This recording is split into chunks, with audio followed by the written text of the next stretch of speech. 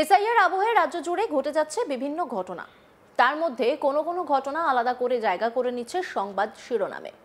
এই প্রতিবেদনে আপনাদের তেমনই একটি ঘটনার কথা জানাবো। আর সেই ঘটনাটি দেখা গিয়েছে মালদায়।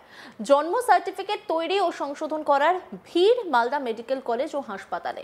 এসআইআর আবহে শিশুদের জন্ম সার্টিফিকেট তৈরির জন্য সকাল থেকে লম্বা লাইন দেখা যাচ্ছে মানুষের। লাইনে থাকা অধিকাংশদের ক্ষেত্রে দেখা যাচ্ছে কারো শিশুর বয়স 2 বছর, আবার কারো বয়স 6 বছর, কিন্তু জন্ম সার্টিফিকেট এখনো তৈরি হয়নি। বর্তমানে এসআইআর নিয়ে সরগরম রাজ্য। এই পরিস্থিতিতে শিশুদের জন্ম সার্টিফিকেট তৈরির জন্য তোড়জোড় দেখা যাচ্ছে মানুষের মধ্যে। স্থানীয় সূত্রে খবর, এতদিন সন্তানদের জন্ম সার্টিফিকেট তৈরির ইচ্ছে তেমন দেখা যেত না কিছু মানুষের মধ্যে, তবে হঠাৎ করে এখন আবেদনের হিড়িক পড়ছে। শুধুমাত্র জন্ম সার্টিফিকেট তৈরি নয়, সংশোধন থেকে ডিজিটাইজ সবেরই প্রবণতাও বাড়তে দেখা গেছে। এসআইআর আবহেই এই তোড়জোড় বলে জানাচ্ছেন আবেদনকারীদের অনেকে। যেমন 6 বছর আগে মেয়ের জন্ম সার্টিফিকেট বের করেছিলেন সাদিকুল নামে এক ব্যক্তি, কিন্তু এখন সেটির ডিজিটাইজ করার জন্য বলেছেন পঞ্চায়েত সদস্য, এমনটাই দাবি সাদিকুলের। তাই তিনি মালদা মেডিকেল কলেজে আসেন আবেদন করতে। সাদিকুল বলেন, 6 বছর আগে তৈরি করেছিলাম মেয়ের জন্ম সার্টিফিকেট, এখন নাকি সেটা অনলাইন করতে হবে। পঞ্চায়েত সদস্য প্রধান বলেছেন ঠিক করতে, তাই এসেছি। এসআইআর হচ্ছে তাই এখন করছি। সাদিকুল তিনি কি বলছেন শুনবো। কেন এসেছেন?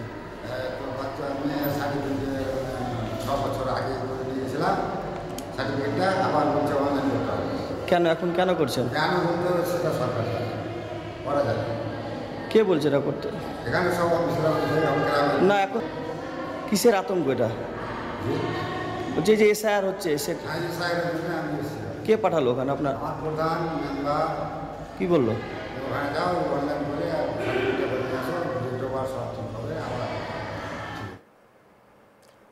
আর এক আবেদনকারী মস্তানা বিবি তিনি কি বলছেন শুনবো। কেন এখন কেন? এই যে এতদিন বয়স হয়ে গেল, এখন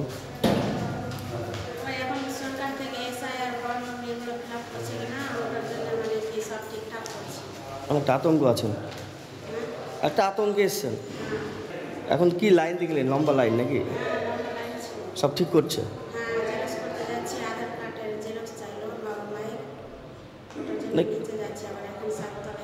হঠাৎ এখন এই আতঙ্কটা কেন? মানে যে কি জন্য আসছেন আপনারা?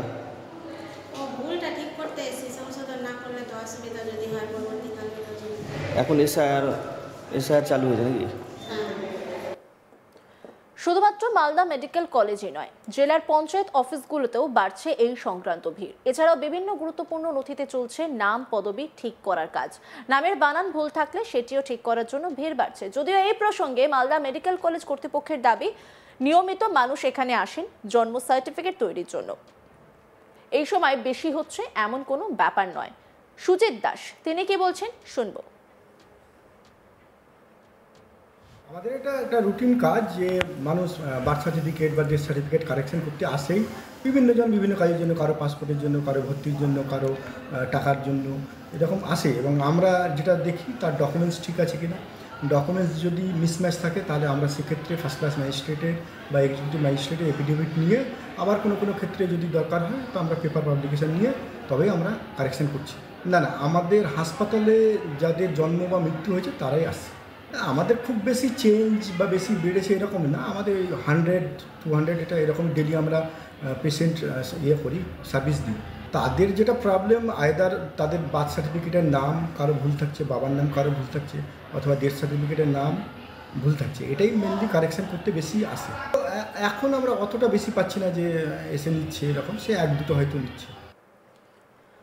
অন্যদিকে এই ঘটনায় শুরু হয়েছে রাজনৈতিক চর্চা।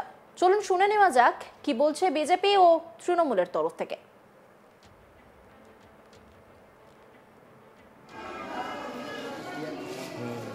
দেখুন, সমস্তটা অবৈধভাবে ভোটে নাম তোলাবার যে প্রক্রিয়া, সেই প্রক্রিয়াটার মধ্যেই আছে বার্থ সার্টিফিকেট এবং মেডিকেল কলেজ থেকে আরম্ভ করে আধার কার্ডের ব্যবস্থা। তৃণমূলের এক শ্রেণীর নেতারা টাকা খেয়ে এই সমস্ত ব্যবসা করে গেছেন। এইবার যখন ইলেকশন কমিশন এটার তদন্ত করবে, ছানবিন করবে, তখন সমস্তটাই ধরা পড়বে। ধরা পড়ার জন্য দেখবেন বড় বড় যারা নেতা এই সমস্ত গ্রামেগঞ্জে ব্যবসা করেছেন তারা কিন্তু হদিশ, তাদের কিন্তু টিকি সাধারণ মানুষ পাচ্ছে না। এবং তৃণমূলের কাছে সংখ্যাগুরু সমস্ত মানুষই যারা গেছিল রেশন কার্ড, আধার কার্ড এবং সার্টিফিকেটের জন্য, তারা একটা মোটা টাকা দিয়ে এই সমস্ত ব্যবস্থা করেছিল। এবং এই ব্যবস্থা যে গোটাটাই ফলস সেটা এখন ইলেকশন কমিশনের কাছে জানতে পারবে। সেই জন্য এই জাতীয় নেতারা গা ঢাকা দিয়েছে। তারা যদি গা ঢাকা না দেয় তাহলে আমাদের কথা হলো সেই সমস্ত মানুষের কাছে যাদেরকে টাকা দিয়ে তারা এইসব করেছে অবৈধ কাজ, তাদেরকে ধরে গাছে বেঁধে রাখা। দেখুন, বিজেপি 2014 সালে ক্ষমতায় আসার পরে মানুষকে একটাই করতে করেছিল, নোটবন্দি, আধারের জন্য লাইন, আবার এসআইআরের জন্য লাইন তৈরি করছে। আসল কথা, বিজেপি সবসময় চায় যে আপনারা দেখবেন জলে পিঁপড়াকে ফেলে দাও, মানুষকে তারা পিঁপড়াও। এবার তুমি সাঁতরে ওঠ। এই যে আচরণ, এই আচরণ কিন্তু মানুষ মেনে নেবে না।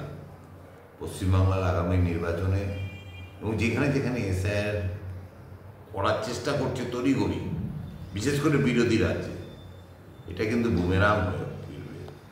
অনেক জায়গায় এসআইআর করে ওরা ভাবছে নির্বাচনে জিতেছে, সেখানে দলগুলি কংগ্রেস বা বিহারে আরজেডি এরা কিন্তু সিরিয়াস ছিল না।